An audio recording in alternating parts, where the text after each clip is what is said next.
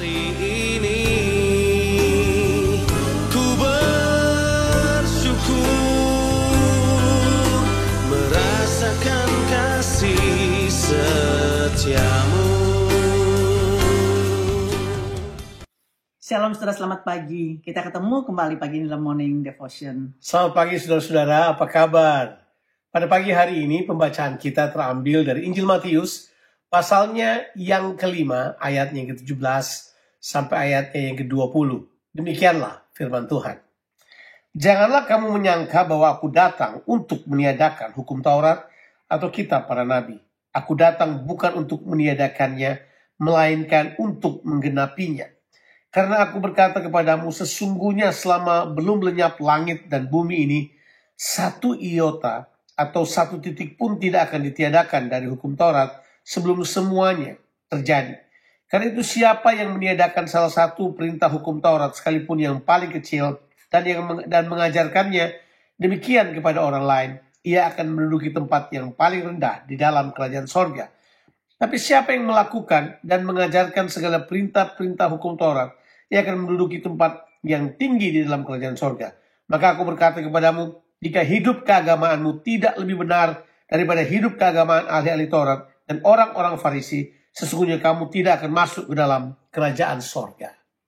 Saudaraku, pembacaan kita pada pagi hari ini menunjukkan bagaimana Matius memposisikan Tuhan Yesus dan hukum Taurat dalam hubungan penggenapan kehendak Allah di muka bumi ini. Matius menegaskan pernyataan Tuhan Yesus, jangan kamu menyangka bahwa aku datang untuk meniadakan hukum Taurat atau kitab para nabi, melainkan aku datang untuk menggenapinya. Ini menunjukkan bahwa hanya Tuhan Yesus yang dapat menggenapkan dan melakukan hal itu. Tentu saudaraku, ini menekankan kepada kita sikap yang benar dari warga kerajaan terhadap hukum Taurat atau kitab para nabi. Hukum Taurat, saudara, tidak pernah dibatalkan, tapi digenapi hanya di dalam Tuhan Yesus. Amen. Artinya Tuhan Yesus menggenapkan apa yang hukum Taurat tidak bisa kerjakan bagi kehidupan orang percaya. Nah, kata menggenapkan atau memenuhkan dalam bahasa Inggrisnya fulfill, itu dalam arti yang sebenarnya itu memiliki 3 arti.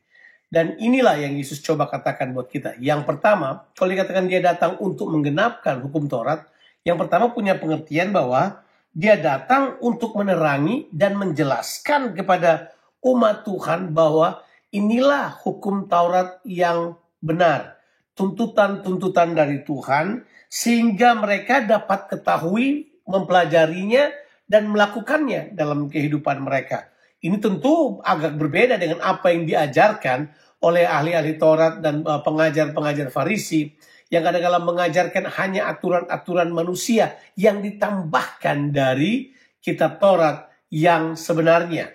Itulah sebabnya kalau saudara baca di Alkitab, sering sekali muncul perkataan seperti ini. Kamu telah mendengar, tetapi aku berkata kepadamu.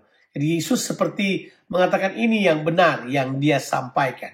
Yang kedua, kata menggenapkan atau kata memenuhkan itu punya pengertian bahwa Yesus datang untuk memenuhi semua persyaratan hukum Taurat. Artinya begini, tuntutan-tuntutan hukum Taurat yang gagal dilakukan oleh siapapun di dunia ini, itu digenapkan oleh Yesus. Dia membuat hukum Taurat itu dapat dilakukan oleh manusia.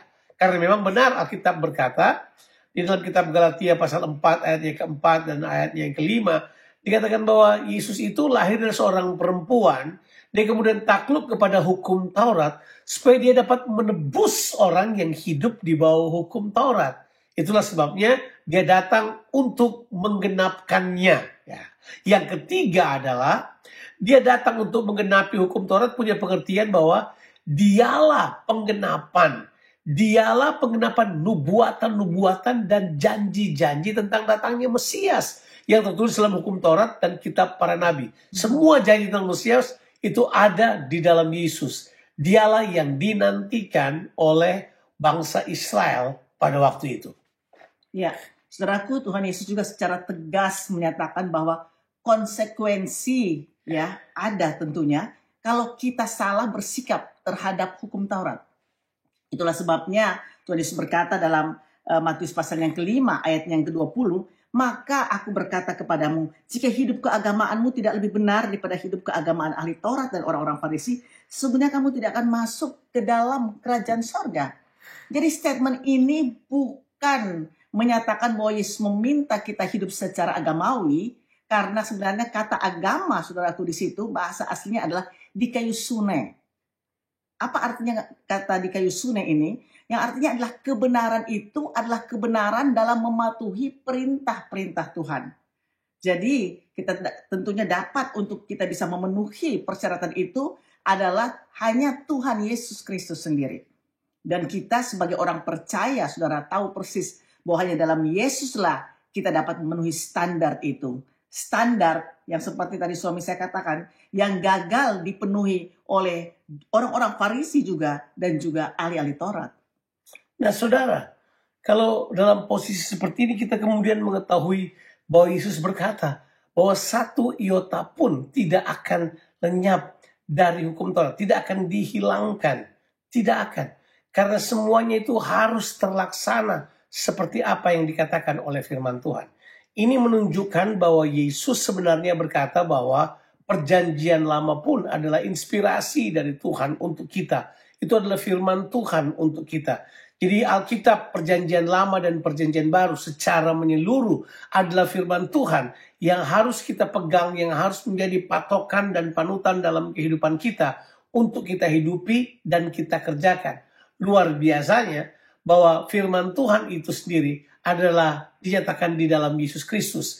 Dia telah menggenapkan semua tuntutan hukum Taurat supaya kemudian kita sebagai orang percaya di dalam Kristus tidak perlu lagi untuk mengerjakan semuanya, tetapi kita hanya berserah kepada Kristus. Dan waktu kekuatan Kristus turun ke atas kita, kita pun dapat masuk dan kemudian melakukan apa yang Tuhan mau kita kerjakan sebagai anak-anak kerajaan yang melakukan kehendak-Nya.